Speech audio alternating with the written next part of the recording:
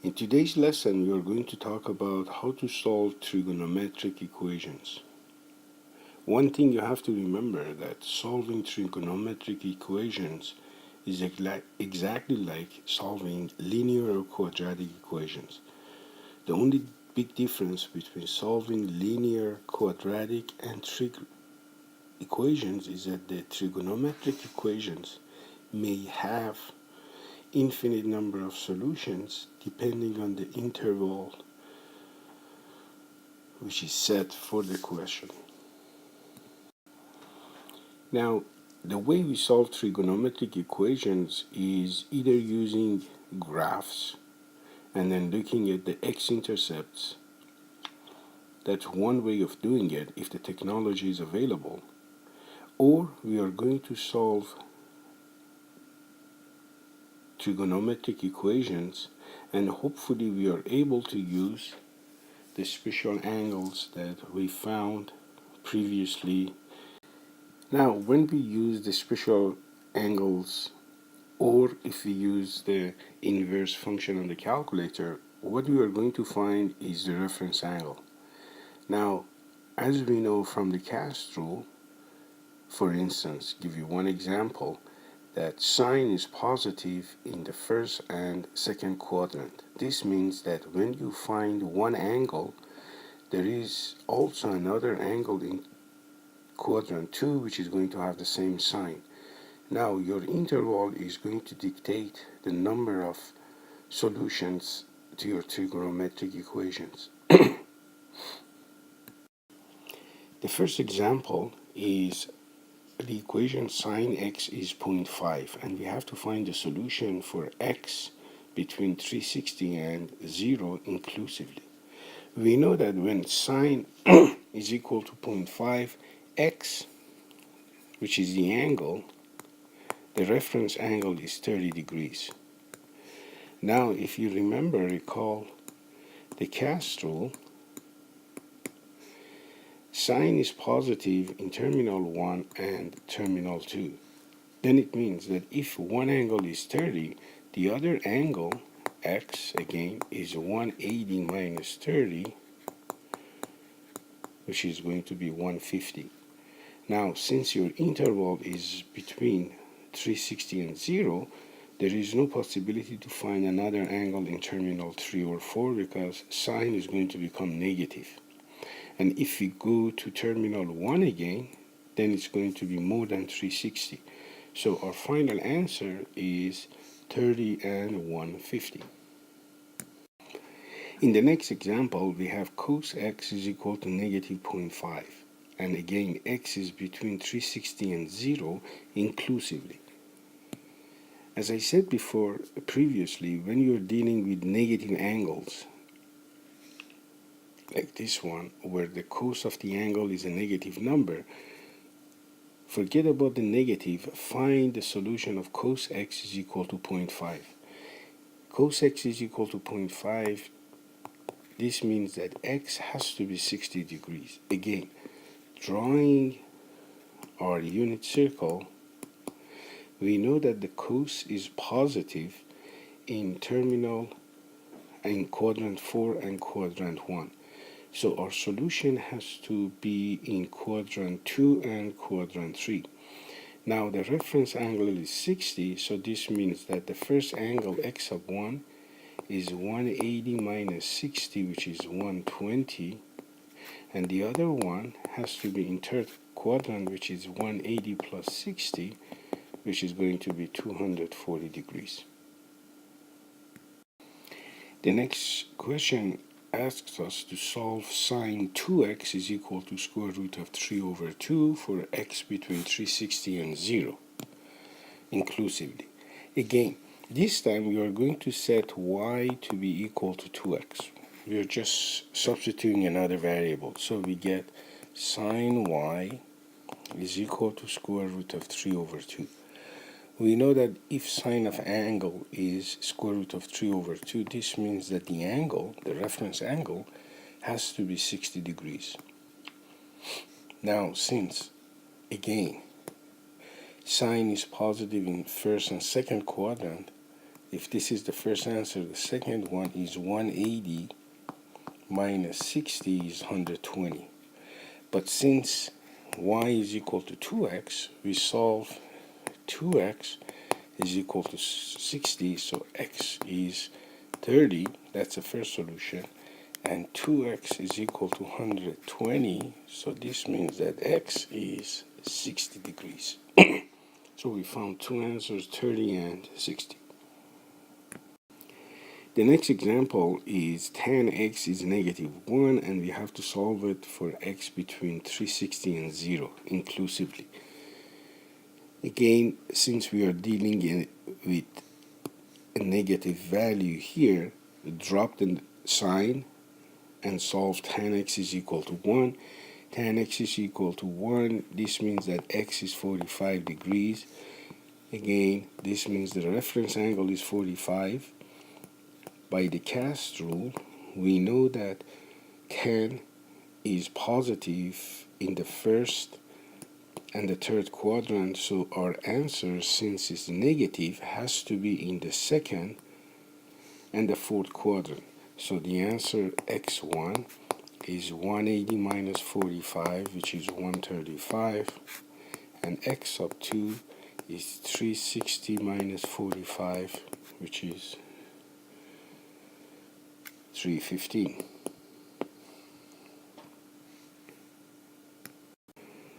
The next question asks us to solve cos x over 2 is equal to negative 1 over 2 for x between 360 and 0. Again, we are going to introduce a new variable y to be x over 2. So we get cos y is negative 1 over 2. We know that when we are dealing with negative 1, we're just going to drop the negative and we're going to find the reference angle. And the reference angle is going to be 60 degrees because cos 60 is 1 over 2. So we say that the angle y is 60. But looking at cast rule, we can see that cos is negative in quadrant 2 and quadrant 3.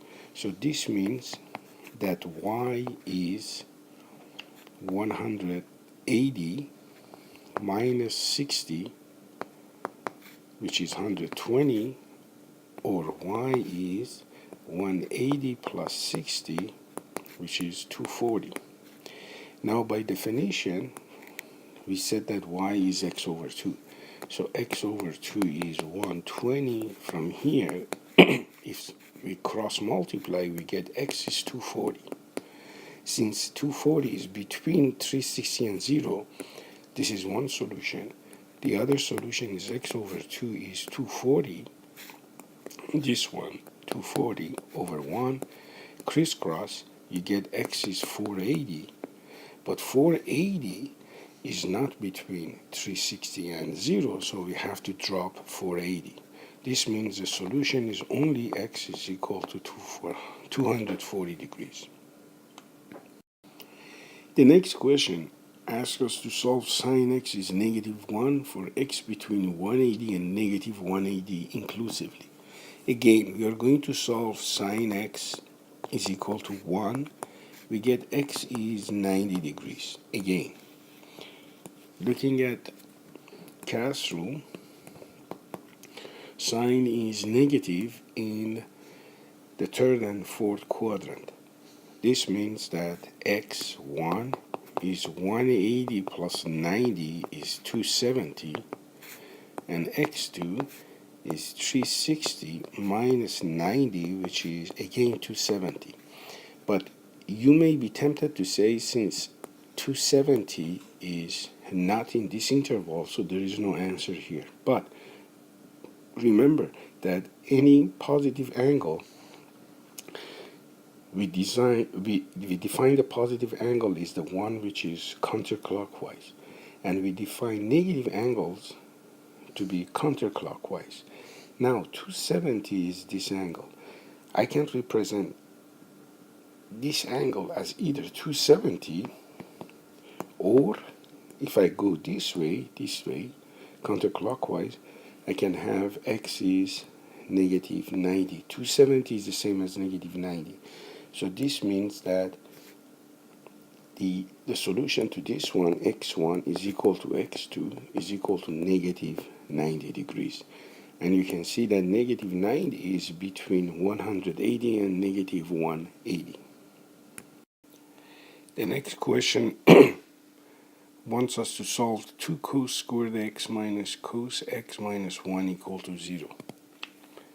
I'm going to assign y to be equal to cos x. So I can rewrite the equation as 2y squared minus y minus 1 equal to 0. This is a quadratic equation. I use quadratic formula and I find that y is equal to minus b1 plus or minus b squared 1 minus 4ac. Minus 4ac is minus 4 times minus 1 is 4 times 2 is 8. So it's plus 8 over 2a, which is 4. There are two solutions. 1 plus square root of 9 is 1 plus 3 divided by 4, which is 1. And 1 minus square root of 1 plus 8 is 3. So 1 minus 3 is negative 2 divided by 4, which is negative 1 over 2. The first one is y is equal to 1, or we replace y with cos x.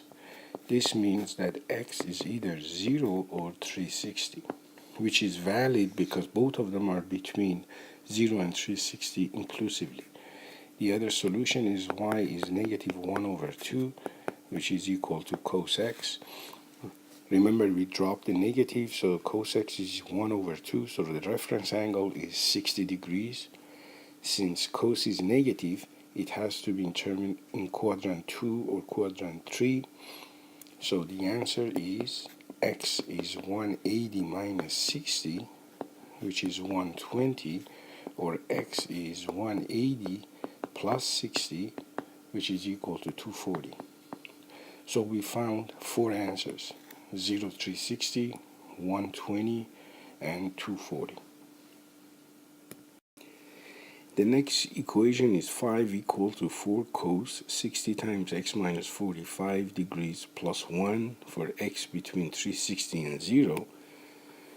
Again, we are going to isolate cos, so we get 4 cos 60 times x minus 45 is equal to 5 minus 1, which is 4. We divide by 4 both sides. We get cos 60 times x minus 45 is equal to 1. Now, this means that the angle here has to be either 0 or 360. If the angle is 0, then we get 60 times x minus 45 is equal to 0. So if we divide by 60, we get x minus 45 is equal to 0, so x is equal to 45 degrees. Or we get 60 times x minus 45 is equal to 360, because cos of 360 is also 1. So this means that x minus 45 is 360 divided by 60, which is 6.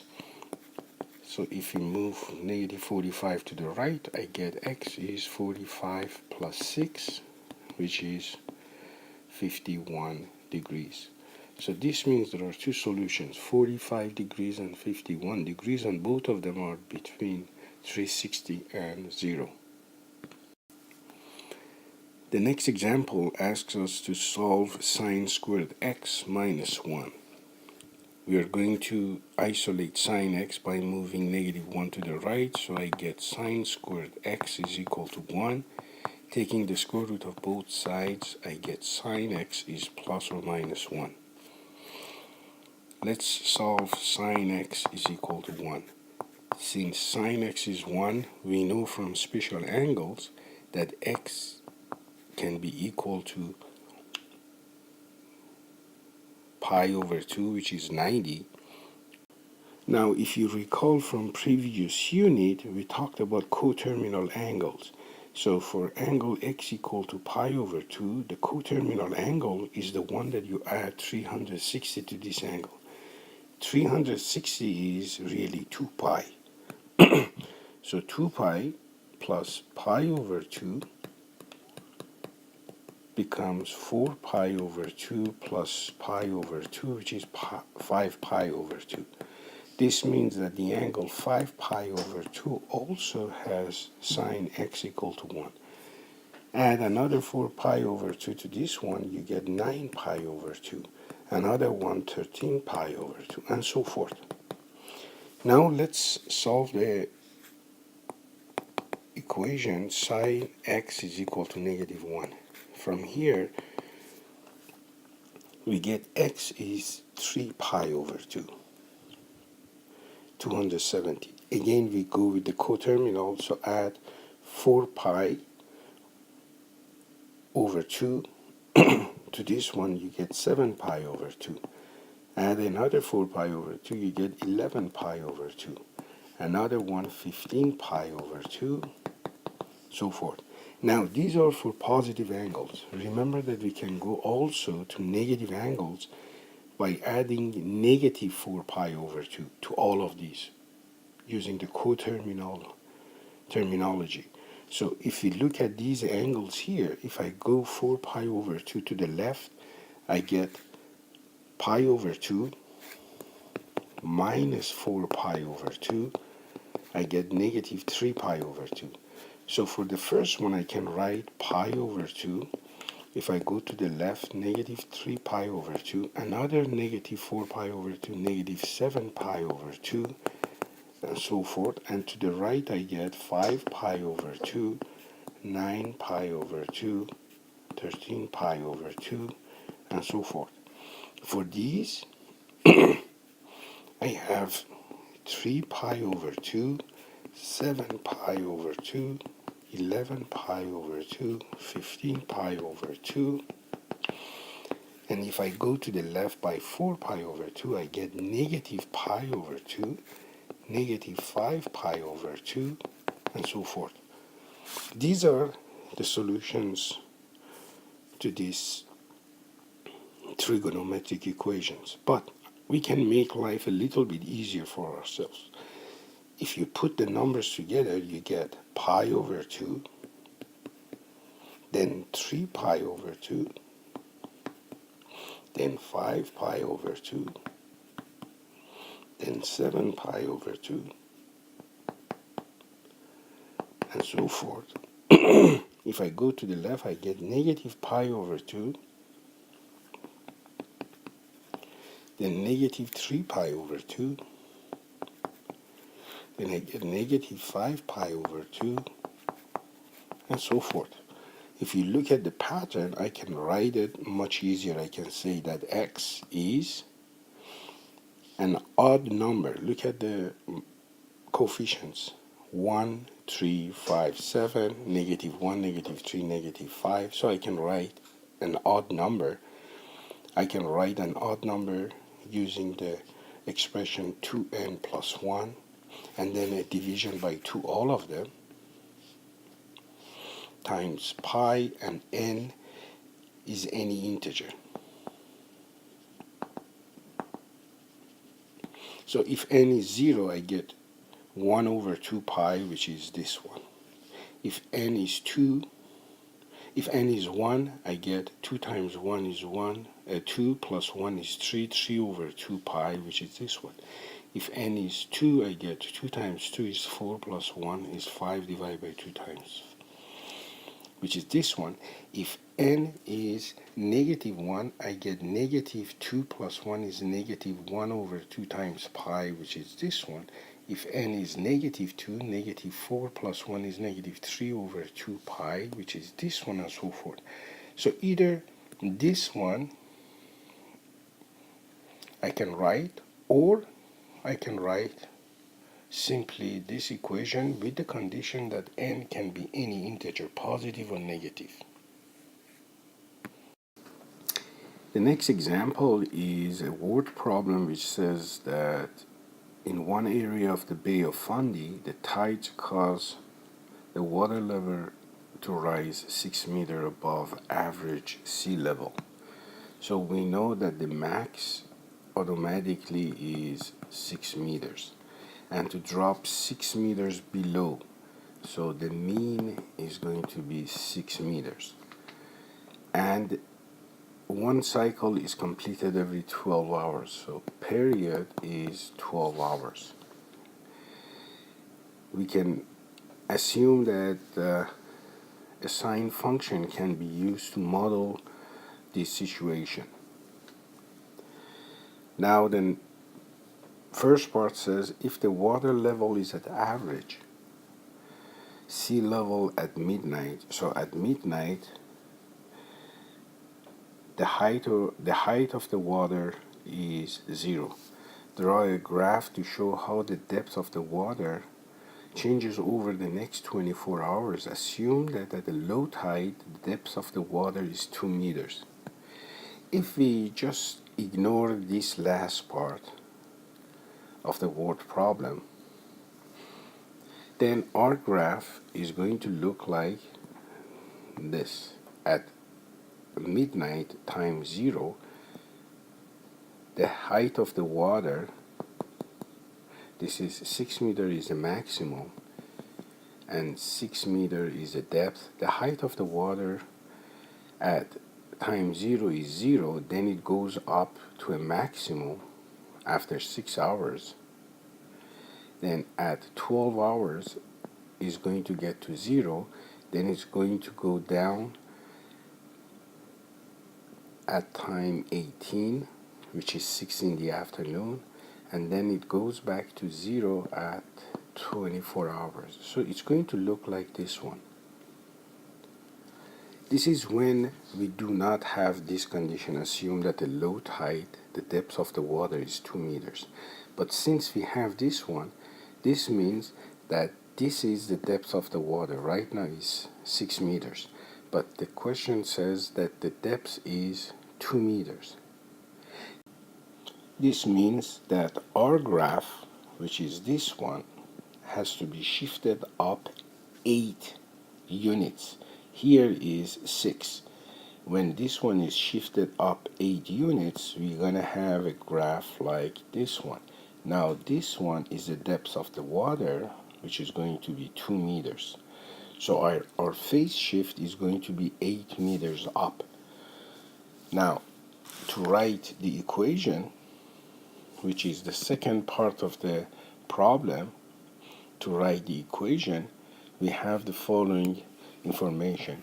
We know maximum is 6 meters above the water level.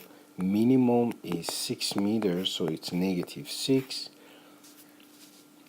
We know that the period is 12 hours, and we know that the phase shift, which is, not the phase shift, but the vertical shift is 8 meters. So from here, I will get that A is 6 minus 6 over 2, which is 6. And also we know that B is 2 pi over period, which is 12, is pi over 6. So here we get that y is equal to 6 sine pi over 6t plus 8. This is our equation. The last part of the question says if the water is at the average sea level at 2 this time, and the tide is coming in, write an equation for the graph that shows how the depth has changed over the next 24 hours. Remember, our original graph looked like the following. This one was 2 meters, this is depth of water, and this is time. Now it says that at 2, the water is at average sea level. This means that this point is going to be shifted right 2 hours. Since our shift is to the right, then h is equal to 2. So our equation becomes depth of the water is 6 sine pi over 6t minus 2 plus 8.